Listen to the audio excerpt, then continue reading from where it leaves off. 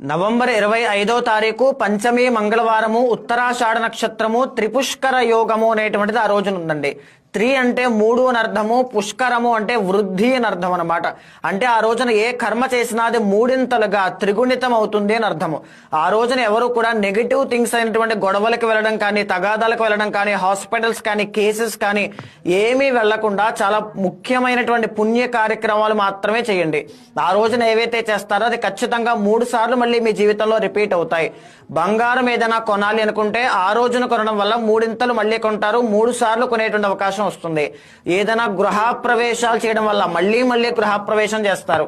ఏదైనా రిజిస్ట్రేషన్ చేయడం వల్ల మళ్ళీ స్థలాలు కొనడం ఇలాంటి యోగం పడుతుంది. బట్టలు కొనడం కానీ, దాన ధర్మాలు చేయడం కానీ, ఇంట్లో కావాల్సిన వస్తువులు కొనుగోలు చేయడం కానీ, అప్పులన్నీ కూడా తీర్చడం కానీ, ఏదైనా సరే ఇలాంటివి ఏవైనా ఉంటే ముఖ్యమైన పనులన్నీ కూడా త్రిపుష్కర యోగం నాడు చేయాలి. ఇదే కాకుండా పుణ్య నది స్నానాలు